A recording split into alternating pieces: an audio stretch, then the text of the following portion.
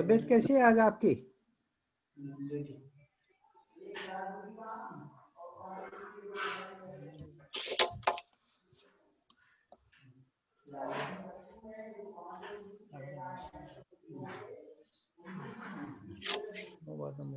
पहले से बेटर है अभी और देखते हैं 2-3 दिन।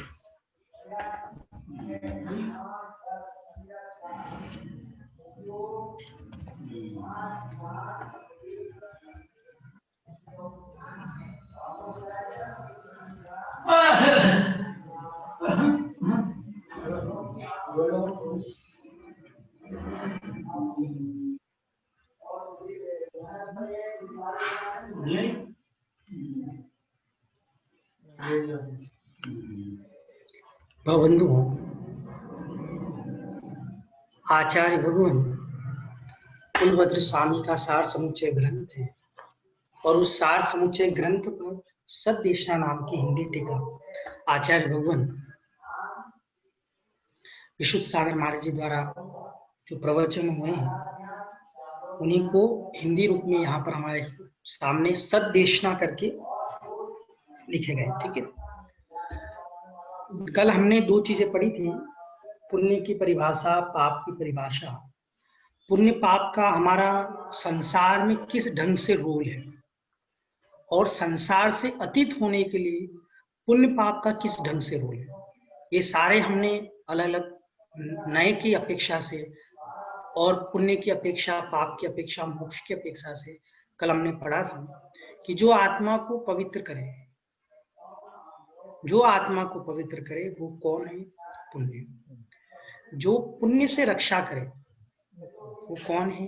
पाप है। और जो पुण्य पाप से रहित अवस्था है उसका नाम क्या है? मोक्ष। जब तक पाप रूपी कर्ममल हमारे साथ है तो हमको पुण्य की सहायता लेनी चाहिए, और जब हम शुद्ध में लीन हो जाए तब हमें शुभ भी क्या कर लेना चाहिए? छोड़ देना चाहिए। छोड़ देना चाहिए इन द सेंस व्हाट, वो ऑटोमेटिकली छूट जाता है। जैसे पाप को हम बुद्धिपूर्वक छोड़ते हैं वैसे पुण्य को छोड़ने की जरूरत नहीं। आप शुद्ध में लीन होंगे ना तो ऑटोमेटिकली क्या होगा? पुण्य भी छूट जाएगा, लेकिन पाप को हमको कंपल्सरी, नो एनी डाइवर्सन, मतलब कोई उसके लिए ऑप्शंस नहीं है। आपको पाप को कंपल्सरी छोड़ना ही पड़ेगा। पाप को आपको छोड़ना ही पड़ेगा, ये कंपल्सरी। ठीक है, कल मैंने एक उदाहरण भी दिया था आप लोगों को कि जैसे औषधि खाने के लिए औषधि नहीं खानी जाती, रोग को दूर करने के लिए, रोग का शमन करने के लिए, रोग का नाश करने के लिए औषधि का सेवन होता है। लेकिन उद्देश्य हमारा क्या नहीं है? औषधि खाने का नहीं। जब तक रोग रहेगा तब तक औषधि ग्रहण करेंगे, जब हम निरोग हो जाएंगे तब हम उस औषधि का भी क्या कर देंगे? उसको छोड़ देंगे। ऐसे ही जो जीव अशुभ भावों में लिप्त हैं, जो परद्रव्यों में लिप्त हैं, उनको क्या कहा गया? देव शास्त्र गुरु की शरण में आइए, यही उनके लिए पुण्य है। आप पूजन कीजिए, पाठ कीजिए, दान कीजिए, पूजा करिए, ये सब आपका धर्म है, क्योंकि आप 24 घंटे में अशुभ में लीन है, शुद्ध में जा नहीं पा रहे, तो आप क्या कीजिए? शुभ में। लेकिन वो शुभ किसके साथ करें? सम्यक के साथ। यदि वो शुभ सम्यक के साथ है तो नियम से निर्वाण का कारण, और यदि वो शुभ सम्यक के साथ नहीं है तो वो संसार में अशुभ गतियों पे तो नहीं ले जाएगा, ये कंफर्म है। ये हमेशा ध्यान रखना, शुभ कभी भी अशुभ गति में नहीं ले जाता है। चाहे क्या कहते हैं, अभव्य मिथ्या दृष्टि जीव हो, यदि वो द्रव्य संयम का भी पालन करेगा तो 90 गृह वक्त, ये द्रव्य संयम की महिमा है। अभव्य मिथ्या दृष्टि है, मात्र निरतिचार पूर्वक क्या कर रहा है? निरतिचार पूर्वक मात्र व्रतों का पालन कर रहा है। तो ये द्रव्य संयम की इतनी महिमा, द्रव्य संयम 90 गृह वक्त ले जाता है। ऐसा मतलब हम ये नहीं कह सकते कि बाहर से जो व्रतों का पालन कर रहा है वो अशुभ गति में जाएगा, बिल्कुल नहीं जाएगा। क्यों जाएगा भाई? फिर पुण्य की परिभाषा क्या रहे, पुण्य की प्रवृत्ति क्यों रहे? हाँ, हम ये जरूर कहेंगे कि भाई उसको मोक्ष नहीं लेगा। और वही द्रव्य संयम यदि क्या कहते हैं सम्यक के साथ में, तो क्या कहलाएगा? भाव संयम कहलाएगा। और द्रव्य संयम के साथ भाव संयम तभी बनता है जब क्या हो? द्रव्य संयम हो। ये भी लिख लेना, बरोबर? ऐसा कभी नहीं होता है कि नहीं क्या कहते कपड़े उतारे नहीं और छठा गुण स्थान बन गया, इम्पॉसिबल। आप व्रतों का बाहर रूप से पालन करोगे और अंतरंग में आपके उनकी तद अनुसार प्रवृत्ति रहेगी, तब जाकर के आपके द्रव्य संयम और भाव संयम। इसी को हम बोलते हैं द्रव्य लिंगी और भाव लिंगी। अलग अलग भाषाओं में जो कहा जाता है वो ऐसा ही कहा जाता है। तो बरोबर, इसलिए हमारे पूज्य पाद स्वामी ने एक श्लोक भी लिखा हुआ है, वरम वते पदम देवम नाम वर्ति वर्तनार्थम छाया अव्रत की अपेक्षा व्रत लेकर के मरना अच्छा, डंडे कंडे की अपेक्षा बरोबर गुरु चरणों में जाकर के समाधि मरण प्राप्त करना अच्छा। धीर भी मरता है, अधीर भी मरता है, तो क्यों ना धीरता के साथ मरण करें? मरना तो सबको ही है ना, मृत्यु तो निश्चित है ना, कब आनी ये पता नहीं लेकिन निश्चित है। तो क्यों ना हम जितना समय हमारा समय निकल रहा है उतना समय हम किसमें लगाएं? हमारी संयम के साथ लगाएं। तो वो संयम कभी भी आपको अशुभ में नहीं जाना। अब आप बताओ, चींटी बन गए, हाथी बन गए, घोड़े बन गए, क्या समझ में आएगा? क्या समझ में आएगा वहां पे? वहां पे इतनी वेदना है तीरन गति में, क्या कहे, खाना नहीं मिल रहा है, सर्दी को कोई कपड़े नहीं है, कुछ भी नहीं ऐसा। तो इन विषयों को अपन ध्यान रखें।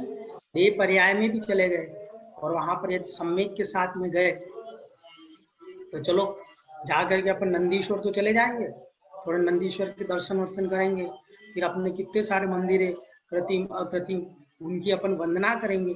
और अंत समय में जब हमारी 6 महीने पहले माला मुरझा जाएगी तो यही फर्क रहता है सम्यक दृष्टि और मिथ्या दृष्टि। ओहो ये सब भोग कब मिलेंगे, कब मिलेंगे, ऐसा कौन रहता है? मिथ्या दृष्टि देव। और जो सम्यक दृष्टि देव होता है वो क्या करता है? वो अब मैं कब मनुष्य पर्याय को धारण करके जिन दीक्षा को धारण करके और 8 साल के बाद 8 साल अंतर्मुक्त के पश्चात में जिन दीक्षा को धारण करके दिगंबरी दीक्षा को धारण करके निर्वाण पद को प्राप्त। किसके भाव होते हैं? एक सम्यक दृष्टि देव जब मृत्यु का वर्ण करें। समझ में आ रहा है आप लोगों को? ये सब पुण्य पाप की व्यवस्था है। यही कारण है कि घर गृहस्थी का राग छोड़ना सरल है, लेकिन सबसे जटिल राग है वो देह का राग। और देखो लोग है ना, कल आपको मैंने एक चीज बताई थी, 2 चीजें बताई थी, अबद्ध द्रव्य और बद्ध द्रव्य। इसी पैराग्राफ को पढ़ करके शायद मैंने बताई थी, अबद्ध द्रव्य और बद्ध द्रव्य। अबद्ध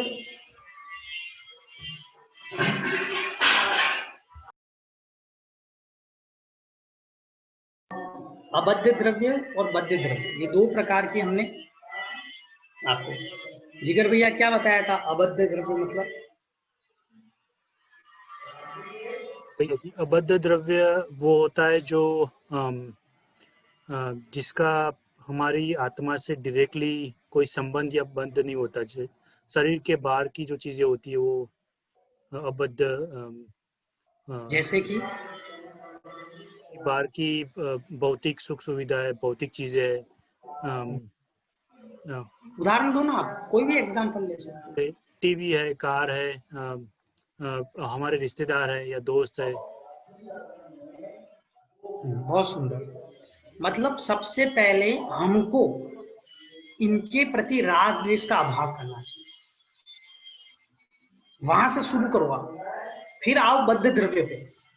और फिर उस बद्ध द्रव्य के प्रति भी राग द्वेष को क्या करो, अभाव करो।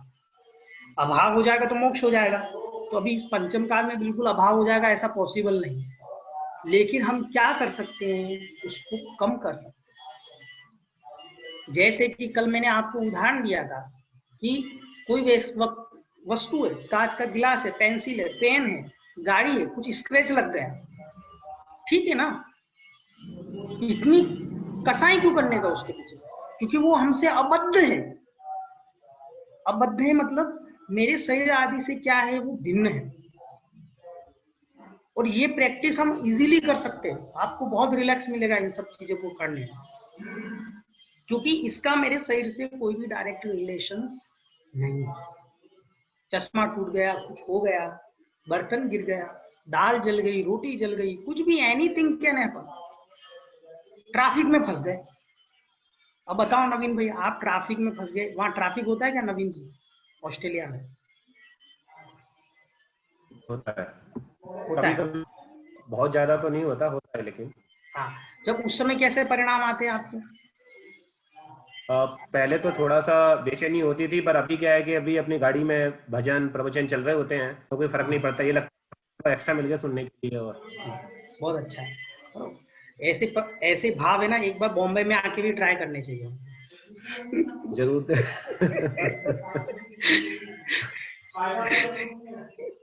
ठीक है ना, देखो ये वहां पे क्या सब अनुकूलता है, इसलिए एक्चुअल परीक्षा कब होती है, जब वहां हम एक्चुअली बॉम्बे के ट्रैफिक में फंसे ना तब। लेकिन उद्देश्य यही कहने का मतलब है कि हम अपने परिणामों को निर्मल कर सकते हैं जो अबद्ध है हमसे, जहां पर हमारा कोई कंट्रोल नहीं है, ठीक है ना। जहां पर बद्ध हैं और शरीर है, अब मच्छर काट रहे हैं तो वहां थोड़ी बेचैनी होगी, भैया मच्छर काट रहे हैं, रोग हो गए, ये हो गए, फलाना हो गया, एनीथिंग, अपन को थोड़ा सा उसमें बेचैनी हो सकती है। लेकिन दूसरी चीजों में तो बिल्कुल इजीली हो जाओ। कपड़े फट गए, ठीक है, फट गए ना, कोई बात, बच्चे ने फाड़ दिए, कोई बात, बेटा नेक्स्ट टाइम ध्यान रखना, और क्या कहते हैं, नया खरीद लेना। लेकिन कसाय करके हम अपनी आत्मा में जहर क्यों घोले? अब यहाँ ये लिखा है, घर गृहस्थी का राग छोड़ना सरल है, अबद्ध के प्रति सबसे पहले राग कम करो, फिर उससे जो जटिल राग है वो कौन सा है, देह का राग, फिर धीरे धीरे अपने देह पर आओ कि सब छूट जाने के बाद भी जीव शरीर के राग को नहीं छूटे।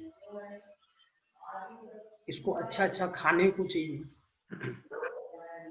अच्छा अच्छा पहनने को चाहिए, अच्छा अच्छा सुगंधी चाहिए, मौसम अच्छा चल रहा है तो पकोड़े बना करके चाहिए। ये सब क्या है? ये शरीर के प्रति यानी कि नहीं हमारा राग ही तो है, जो हमको निज स्वरूप का भान नहीं होने दे रहा है।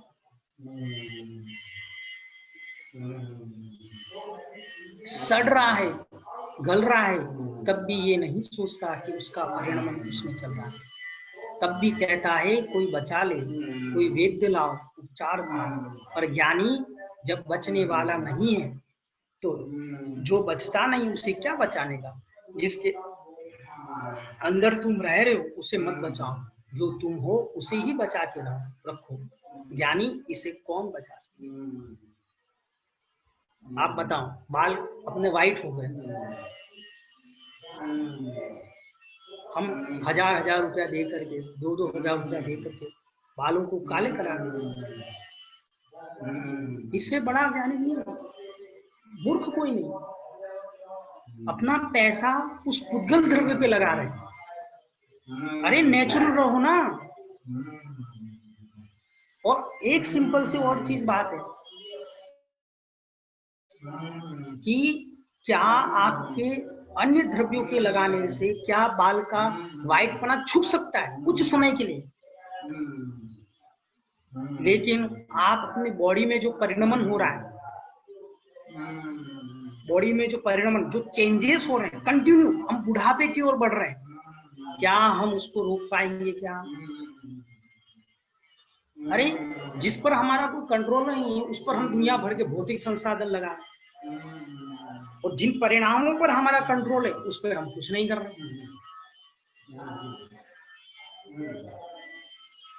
तो हमको ये बैठ करके सोचना चाहिए कहाँ हम अपने पैसे का भी उपयोग करें, किस राग में करें।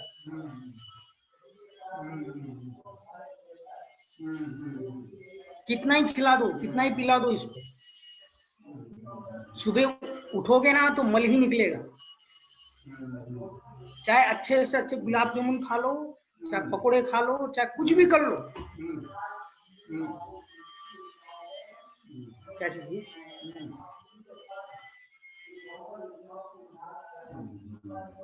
पकोड़े खा लो, कचौरी खा लो, कुछ भी खा लो, मल ही निकलना। आचार्य भगवान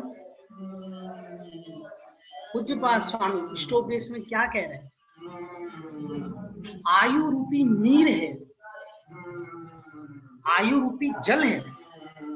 हमारे पास में दो बगीचे हैं, एक तो आत्म रूपी बगीचा और दूसरा कौन सा बगीचा? शरीर रूपी बगीचा। हे भव्य जीवों, जिन जीवों को निर्वाण पद की प्राप्ति करनी है, इस आयु रूपी नीर से इस आत्म रूपी बगीचे का क्या करें? सिंचन करें। जल उतना ही है, या तो शरीर को क्या कहते पोषित कर दें, या फिर किसको कर दें हम? आत्मा को पोषित। तो भैया क्या हम शरीर से खाना पीना नहीं, जितना शरीर का यूटिलाइजेशन है उसको उतना ही करो। जैसे रथ के पहिए में हम ग्रीस लगाते हैं, ग्रीस लगाते हैं ना गाड़ी में, जिसको बोलते हैं ओवन, ओनम ऐसा कुछ बोलते हैं, ग्रीस। तो वो ग्रीस उतना ही लगाओ जितना उसको क्या कहते जरूरत है। ऐसे ही आत्म रूपी रथ को चलाने के लिए, जीवन रूपी रथ को चलाने के शरीर में किंचित मात्र अपना ग्रीस लगाओ बस। ज्यादा खिलाओगे, ज्यादा पिलाओगे, क्या होगा? नींद आएगी। अब सामयिक करनी थी और अच्छे से खा पी के आ गया, अब क्या होगा बताओ? और ग्रीस एक्स्ट्रा लग गया तो उससे कपड़े भी काले होंगे।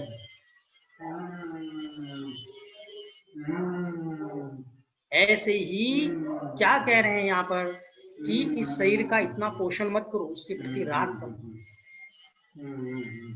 अबद्ध पर्याय का राग छोड़ना बहुत सिंपल है। बद्ध पर्याय का राग छोड़ना बहुत।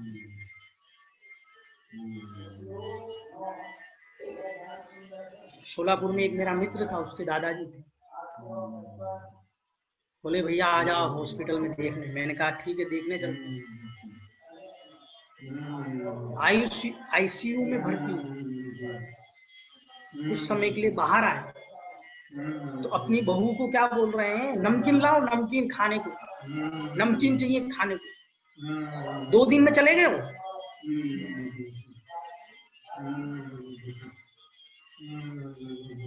राग रहता है, राग।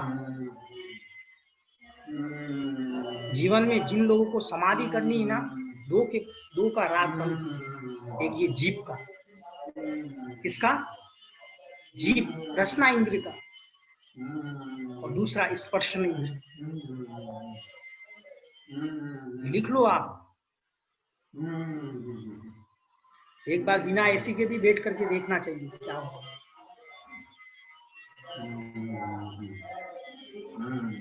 क्या होता है देखेंगे ना, क्या होता है। समाधि के समय जरूरी थोड़ी एसी मिलेगी।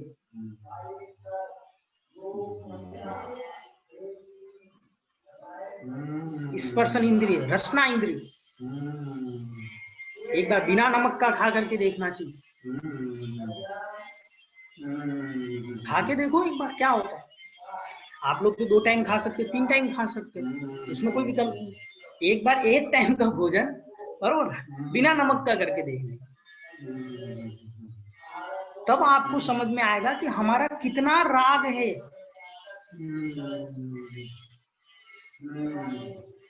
देखो, समाधि वही कर सकता है जो सद्भाव में भी वस्तु का अभाव करके जीने वाला हो। वापस बोल रहा हूं, सद्भाव में भी, वस्तुओं के सद्भाव में भी अभाव करके जीने की प्रैक्टिस करो। ठीक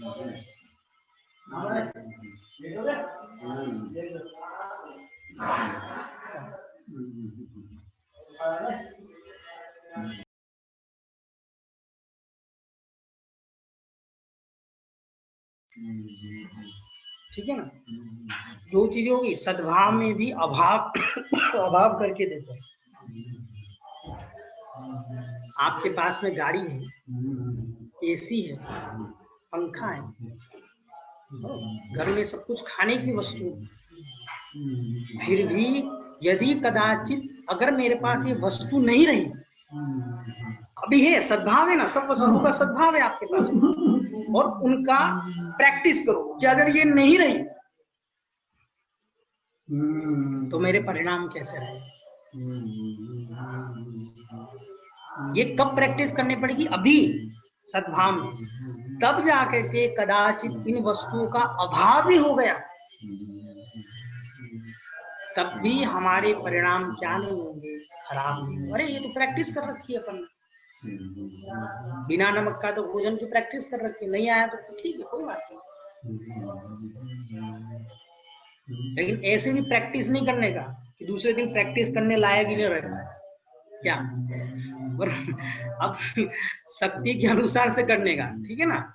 ऐसा नहीं ऐसे प्रैक्टिस की ऊपर ही चले गए, बराबर। कीजिए शक्ति प्रमाण, शक्ति बिना श्रद्धा। लेकिन अपनी शक्ति को भी नहीं छुपाना, धीरे धीरे धीरे धीरे थोड़ा थोड़ा थोड़ा थोड़ा करके आप कर सकते हैं, ठीक है। अभी प्रश्न पूछेंगे, मुझे पता है सबके प्रश्न है। जब इसे नहीं बचा पाओगे तो बच के ही रहो, नाना योनियों में भटकने से बचना है तो देह के राग से बच के। आप लोगों को अच्छा नहीं लग रहा क्या? पता नहीं, एकदम ऐसे बैठे जैसे कुछ हो रहा है। ये क्या सोच रहे हैं आप सब? हाँ ठीक है, करो चिंतन, लेकिन हताश मत होना, निराश मत होना। जब तू नेतागिरी में हताश नहीं होता है, कितनी बार हारता है, कितनी बार जीतता है, फिर भी खड़ा हो जाता है।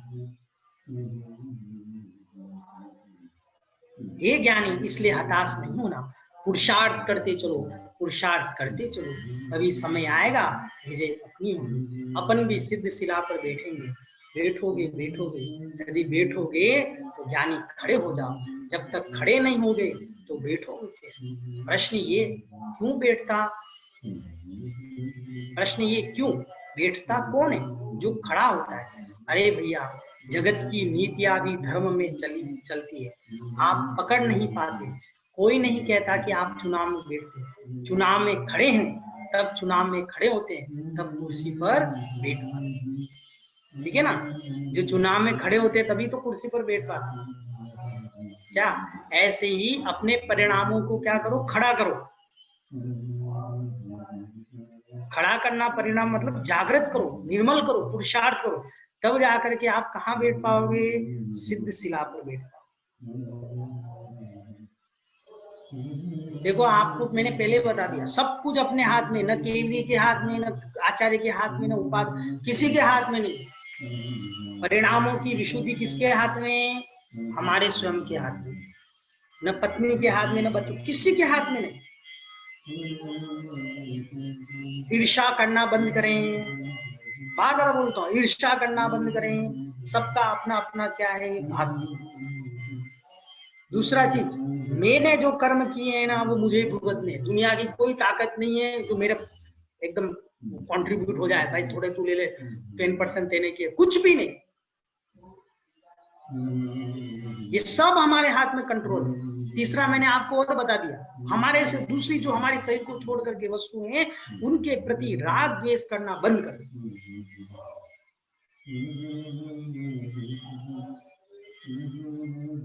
भैया 100% नहीं हो रहा, कोई बात नहीं, 10% से स्टार्ट करो। 100 में से 10% केसेस पे क्या कहते हैं, राग द्वेष करना बंद।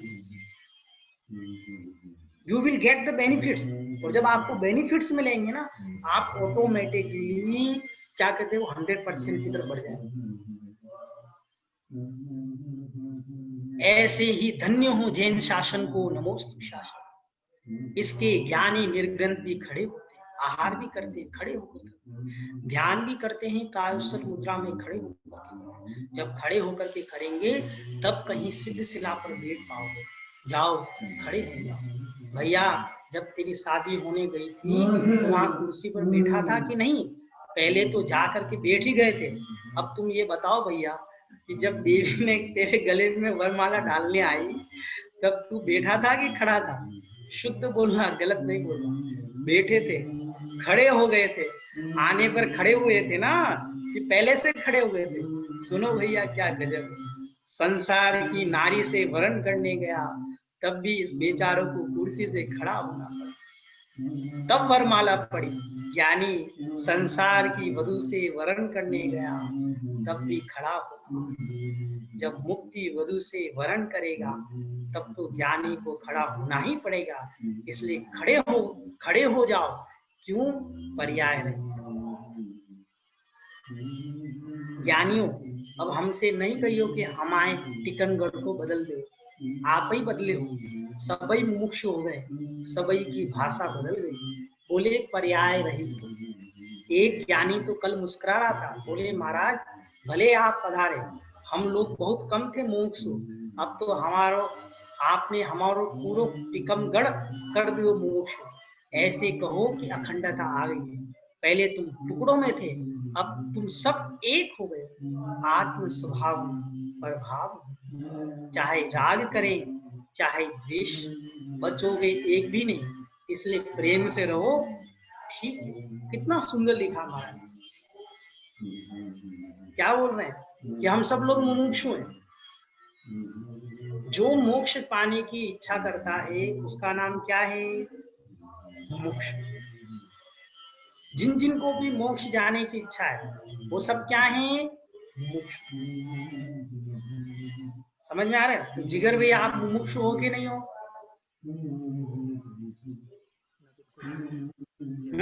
हम मुमुक्ष है। हाँ हाँ, गर्व से कहो हम मुमुक्ष। बोलते हैं गर्व से कहो हम हिंदू है, ऐसे बोलते गर्व से कहो हम मुमुक्ष। क्या हमें मोक्ष जाने की इच्छा है? हम नरक की इच्छा थोड़ी है क्या? नरक जाने की इच्छा थोड़ी है क्या हमारी? अब वहां ये बोल रहे हैं महाराज जी कि जहां पर आपके उपदेश ऐसे होने चाहिए जिससे पूरी समाज क्या हो? अखंड हो जाए। उसी का नाम उपदेश है। जहां अलग अलग लोग बैठे थे वो सारे लोग एक प्लेटफॉर्म पे आ जाए, उसका नाम उपदेश। 4 दिन की जिंदगी है, उसमें भी हम लड़ाई करते रहेंगे तो फिर क्या होगा?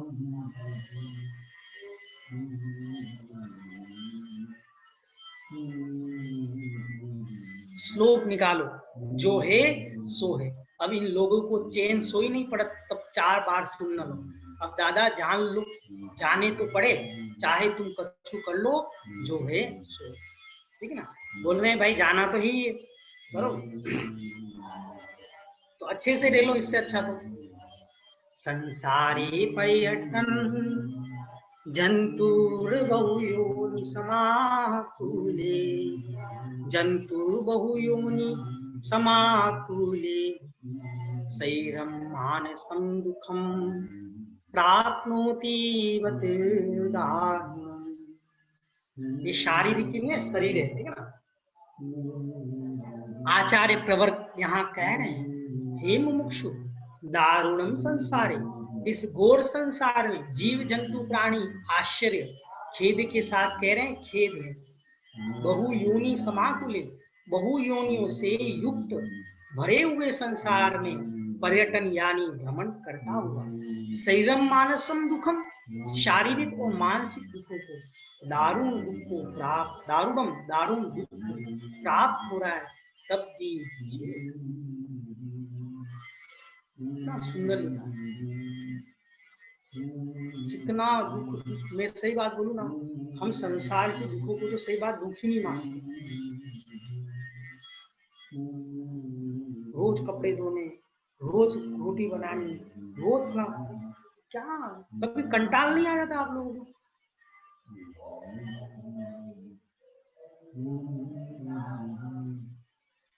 और वही थे वही, सुबह से उठकर वापस वही।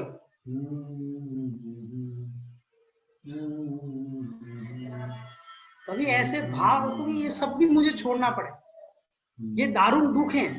हम ये जरूर बोलते हैं भैया आप घर में अभी बहुत दुख है, संसार में बहुत दुख है। संसार नाम की चीज क्या है भैया, आप तो छोड़ना पड़ेगा, बहुत दुख है, बहुत दुख है। और वही दूसरे दिन सुबह से वही सुबह स्टार्ट हो गया, ब्रश मास का शुरू हो गया, बराबर। इधर भजन लगा दे क्या तन मांझना रे, और इधर ब्रश शुरू हो जाएगा भाई। बताओ, और फिर 1 घंटे में नहा धो के मंदिर जाएगा, फिर बोलेगा हे भगवान बहुत दुख है, बहुत दुख है, और वापस घूम के वापस घर ही जाएगा।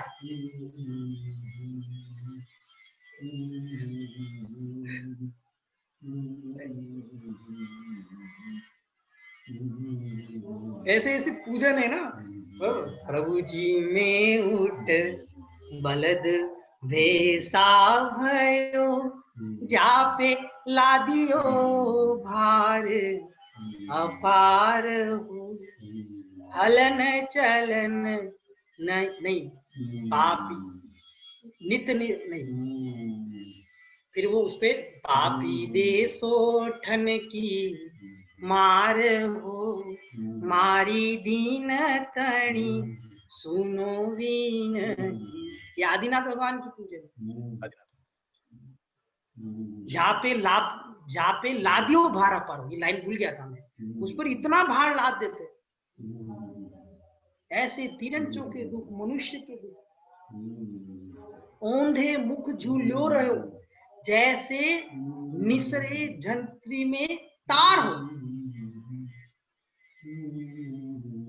कठिन कठिन कर निसरे हो। क्या कहें हम,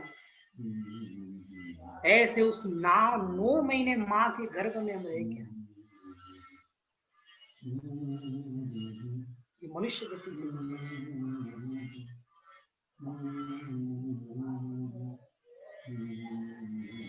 बस ज्यादा ना टाइम नहीं, एक बार और अपन को माँ का गर्भ लेना है, उसके बाद निर्वाण। एक बार तो लेना पड़ेगा, कंपल्सरी लेना पड़ेगा। एक बार माँ का गर्भ हो, उसके बाद किसी माँ को अपने को दुख नहीं।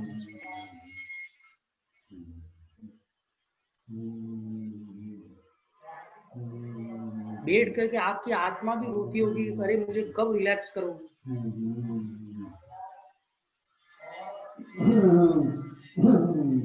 सही बोलो ना, भोगों में कोई सुख नहीं है, कोई सुख नहीं।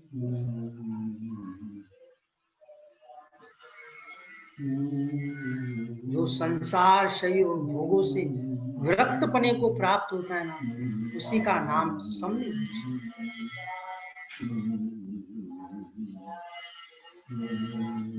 जितना शारीरिक दुख नहीं उतना मानसिक। और देखो कितनी टेंशन, कितनी टेंशन। शरीर से जो फूले फूले दिख रहे हैं, वे बेचारे भीतर से पिचके पिचके। संसार में कोई सुखी दिखाई नहीं। सुखी होना चाहते हो तो सुख छोड़ दो, सुखी होना चाहते हो तो सुख छोड़ना पड़ेगा। आत्म सुख चाहते हो तो इंद्रिय सुख छोड़ना।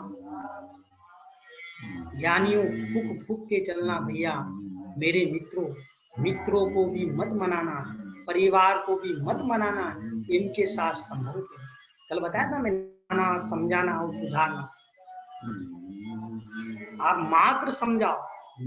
आशीष भैया ने प्रश्न किया कैसे बच्चों को हैंडल करें, क्या उनको डांटे नहीं हम? हमारा कार्य मात्र समझाना है। उस जीव का भी तो पुण्य पाप है कि नहीं?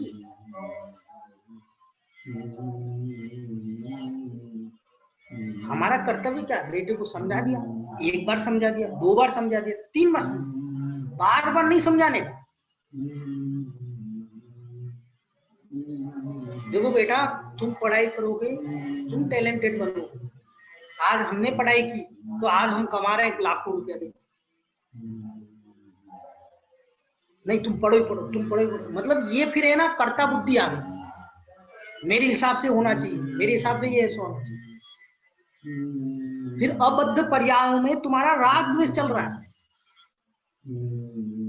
बच्चे लोग क्यों डिप्रेशन में जा रहे हैं, क्यों माता पिता को गोलियां ले लेके सोनी पड़ रही है? ये कर्ता बुद्धि है। मैं कहूंगा वही होना चाहिए, मैं कहूंगा वही होना चाहिए।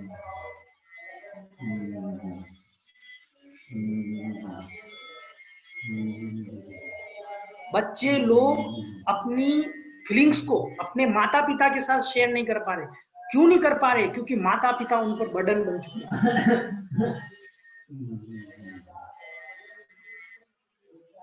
1 से 5 साल तक के बच्चों को बहुत अच्छे से रखो, 6 से 10 साल तक बच्चों को, 11 साल तक उन बच्चों को अनुशासन में रखो। 16 साल की लड़की हो जाए, 16 साल का लड़का हो जाए ना, उसके बाद उसको फ्रेंडली बना दो। फ्रेंड समझते हो आप जिगर भैया? फ्रेंड क्या होता है? सर आप सब कुछ आपके सुख दुख की चीजें आप शेयर कर पाओ, आपके भाव को शेयर कर पाओ। हम बहुत सही उत्तर दिया। जो चीज हम माता पिता को नहीं दे पाते हैं वो हम अपने दोस्तों को शेयर करते हैं। उसका नाम मित्र संज्ञा है। जो विपत्ति में भी हमारा साथ न छोड़े उसका नाम मित्र संज्ञा है। मित्र की परीक्षा विपत्ति के समय होती है, पत्नी की परीक्षा संकट के समय होती है। क्या घर में पैसा कुछ नहीं, डूब गए? हाँ मैंने तो बोला था आप लोगों को कैसे का, ऐसा उल्टा नहीं जवाब देना चाहिए। कोई बात नहीं, ऐसा नहीं ना, मेरे भी 2 हाथ है, आपके भी 2 हाथ है, अब 4 हाथों से कमाई करें। मैं तो जा रही हूँ मायके, तुम तुम्हारा देखते रहना। ये लक्षण नहीं है। ऐसे ही यहाँ लिखा है, मित्र अपने बच्चों को 16 साल की एज हो जाए मित्र बना लो।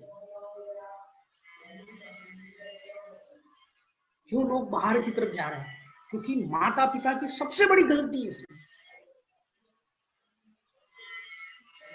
हम मम्मी पापा है, कर लो तुम मम्मी पापा, दूसरों के साथ भाग गए, अब क्या करोगे तुम? हो गए मम्मी पापा। उनको पुराना ज्ञान देते रहते हैं। हमारे समय तो हमने एक बनियान में पूरी जिंदगी निकाल दी। भाई वो जमाना गया, एक बनियान में 2 बनियान। हमारे समय तो हम बैलगाड़ी में घूमते थे। भाई नहीं थे तुम्हारे समय। ऐसे जवाब देते हैं मुझे बच्चे। मैं झूठ नहीं बोल रहा हूँ, मैं जो फीलिंग है ना वही बोलता हूँ मैं।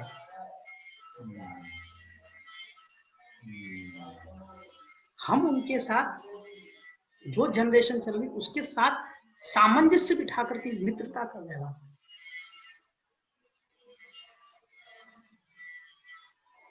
क्या ये जी हाँ, एक मिनट रुको, एक पैराग्राफ पूरा कर लेते हैं, फिर आप बोलो जो भी प्रश्न। सुखी होना चाहते हो तो सुख छोड़ दो, सुखी होना चाहते हो तो सुख छोड़ना पड़ेगा। आत्म उत्साह चाहिए तो इंद्रिय सुख छोड़ना पड़ेगा। ज्ञानियों फूक फूक के चलना। भैया मेरे मित्रों को मत मनाना, परिवार को परिवार मत मानना, परिवार को भी परिवार मत मानना, इनके साथ संभल के रहना। भैया मैं आपको बहुत प्रेम से मित्र कह रहा हूँ, इसलिए देखो महाराज मित्र कहते हैं आप लोगों को। अपना काम समझाने का। भाई बुंदेलखंड में आप निवास कर रहे हो, अपने यहाँ की कहावत पर ध्यान रखना। भैया सुनो, जब भी आंख फूटेगी घर के कुरमा से ही फूटेगी विश्वास। ठीक है ना? बाकी अपन आगे पढ़ेंगे। अरे ये थोड़ा सा ही है, पढ़ लें अपन एक ही पीरियड। जी। जितने लोगों ने उपसर्ग किया वे बाहर के नहीं थे। पाशनाथ का भैया था, भैया सुकुमार सुकौशल घुसकुमार को उपसर्ग करने वाले कौन थे? सब संबंधी थे। 5 पांडवों पर उपसर्ग करने वाले कौन थे? मामा थे। इसलिए ज्ञानो इतना ध्यान रखना, जिनके साथ तुम रहते हो इनसे थोड़ी दूरी बना करके रहना, हिल मिल करके रहना। और मिलो पर मिलो मत, ये भी लिख लो आप। मिलो पर मिलो मत। सबके साथ मिल के रहो, लेकिन किसी में ज्यादा इन्वॉल्वमेंट मिल के मत रहो। ऑफिस में भी जाते हैं ना अपन, मिलो सबसे, लेकिन मिल के मत रहो। सबकी टेंशन हम ही लेंगे। ये घर के कुरमा से ही फूटेगी, मतलब कुरमा से मतलब क्या है?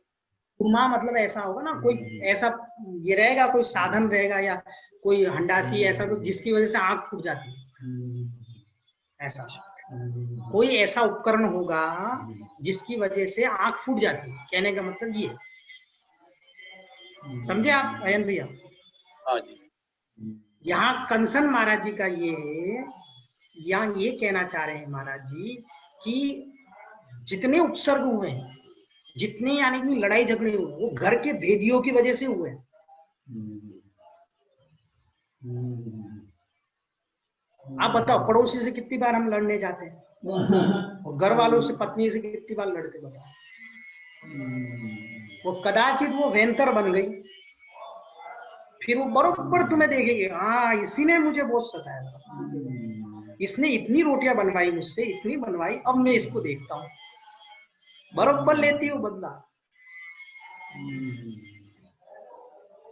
ये सबको पूछ लेना, ये जो सुकुशल सुकुमाल माँ थी, एक दो, एक भाभी थी, एक ससुर जी थे, और आप जितना इतिहास उठा लो, पुराण आप पढ़ते होंगे, पुराण सबके सब अपने अपने रिलेशंस वाले ही थे। इसलिए ना रिलेशंस वालों से बिल्कुल एकदम शांति से घूम फिर करके कहीं कमट बन के आ गए ना, तो देखो अपन तो पारसनाथ नहीं बन सकते, इसलिए अपन कमट को उजागर भी नहीं करते। या तो पारसनाथ बन जाओ तो कमट पालो। भाई हमारे पास तो पारसनाथ जैसी सहन शक्ति नहीं है, इसलिए हम पारसनाथ की पूजन करते हैं, वैसी सहन शक्ति हमें नहीं है। लेकिन भाई कमट बना के किसी को नहीं जाना, सबको क्षमा, सबसे क्षमा। दुखी मत होना, दुख से बचना। चलो ठीक है, कल ही पढ़ लेंगे, फटाफट पढ़ने से भी क्या है, कल ठीक है। बोलो भगवान, किसके प्रश्न बता दो। एक दो प्रश्न है। एक तो अभी हमारी धर्म पत्नी ने बताया कि मित्रों के गुण बता दिए, पतियों के गुण बता दिए, पतियों के क्या गुण होते हैं? वो अभी सर्च करके बताएंगे, बताऊंगा मैं कल, वो भी बता दूं। और दूसरा ये था, नवीन जी ने पूछा था, नवीन जी आप पूछ सकते हैं कि शुद्ध भाव में रहना है, जो इस समय जैसे अपन अशुभ से तो बचना है, यानी पाप से बचना है ना, पुण्य करना है, शुभ में रहना है, शुद्ध भाव पंचम काल में पॉसिबल है या नहीं? देखो पंचम काल में क्या, जो 7वें गुण स्थान में शुद्ध उपयोग कहा गया है, ठीक है ना, तो पंचम काल में 6ठे और 7वां गुण स्थान, बरोबर, तो 7वें गुण स्थान से शुद्ध उपयोग शुरू होता है, ठीक है ना, तो पॉसिबल है पहली बात, कोई दिक्कत नहीं, ठीक है। किसको हो रहा है, क्या नहीं हो रहा है, उस पर हम डिस्कस नहीं करेंगे, ठीक है ना। लेकिन इस पंचम काल में भी भावलिंगी संत जब तक रोटी बनती रहेगी, अग्नि का निवास रहेगा, तब तक इस पंचम काल के अंत तक भावलिंगी संत और भावलिंगी श्रावक ये रहेंगे, ठीक है। तो शुद्ध उपयोग पॉसिबल है। हमारे यहाँ पर कुन स्वामी रैन सार जी ग्रंथ में ये कह रहे हैं कि जो इस पंचम काल में शुद्ध धर्म ध्यान नहीं मानता है बहुत कम, लेकिन जो ऐसा नहीं मानता है वो कौन है, मिथ्या दृष्टि, वैसे की वैसी गाथा लिखी। तो हम श्रावक लोग धर्म ध्यान, तो ये सब क्या चल रहा है, धर्म ध्यान ही चल रहा है। इसमें जितनी आपकी विशुद्धि होगी हो गया धर्म ध्यान, समझ आए। और शुद्ध उपयोग शुरू होता है कहां से, 7वें गुण स्थान से 12वें गुण स्थान तक, और 13वां और 14वां गुण स्थान जो है वो शुद्ध उपयोग का फल है, ठीक है, रिजल्ट, ठीक है ना। हमने परीक्षा दे दी, हम पास हो गए, तो रिजल्ट आ गया, एक रिजल्ट और एक प्रोसेस। तो 7वें से लेकर के 12वें, और इस पंचम काल में कोई भी अभी 7वें से ऊपर नहीं जा सकता।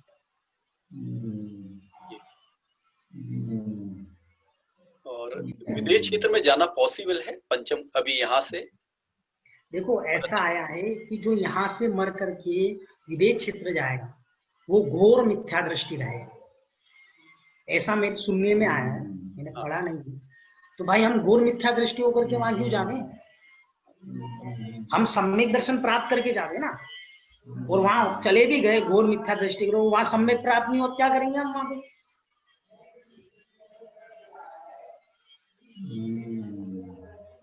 क्या तो काय को हम क्या कहते हैं? हम तो यहाँ से जाएंगे, देखो मेरा आपका क्या है मुझे पता नहीं, मैं यहाँ से जाऊंगा ऊपर, ये फाइनल है, स्वर्ग में।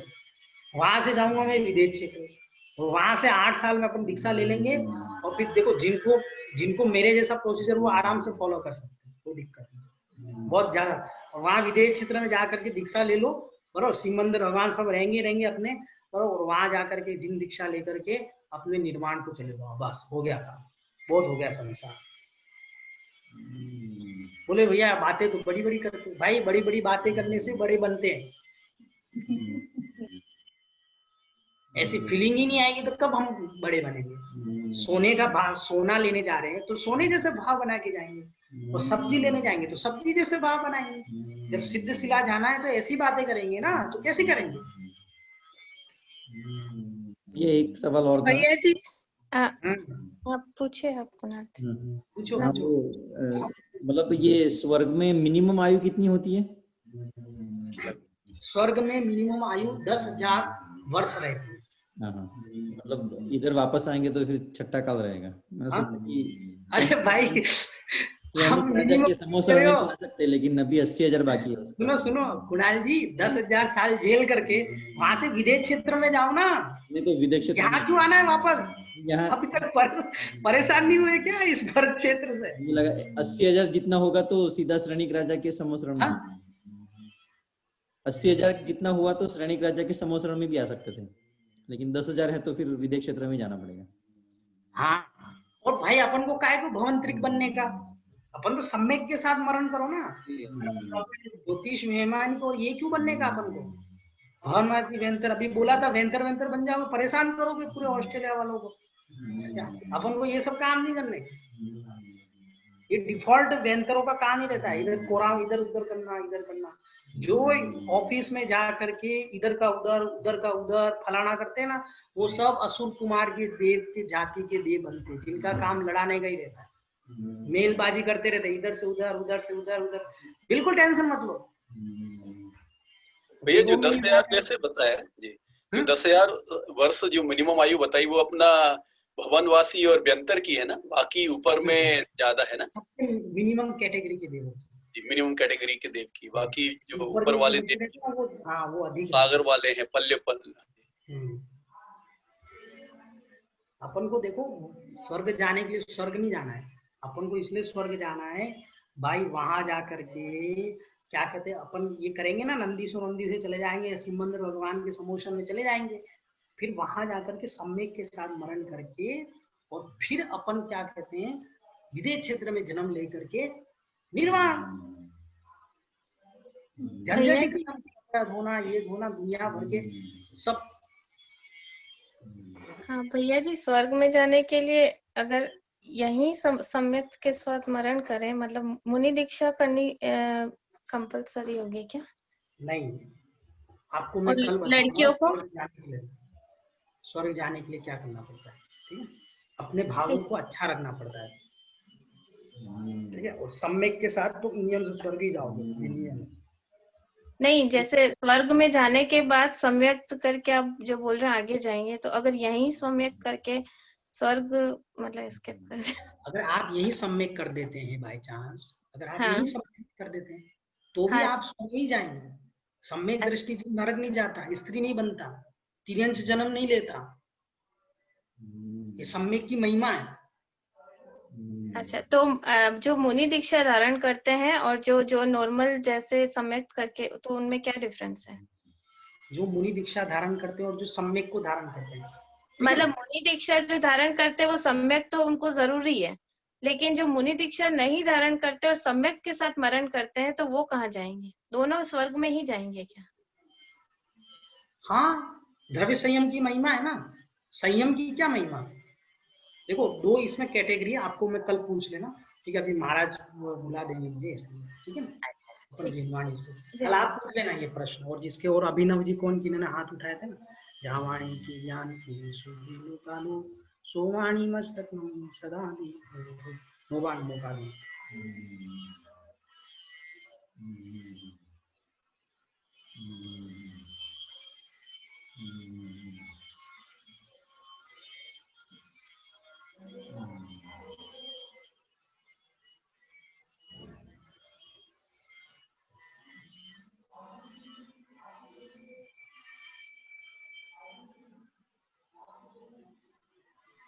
बोलो द्वादशांग जिनवाणी माता की जय। सबको सादर जय जिनेंद्र। हेलो, जय जिनेंद्र। जय जिनेंद्र सभी को। जय जिनेंद्र सभी को। जय जिनेंद्र सभी। जय जिनेंद्र। जय जिनेंद्र सभी को। जय जिनेंद्र, जय जिनेंद्र।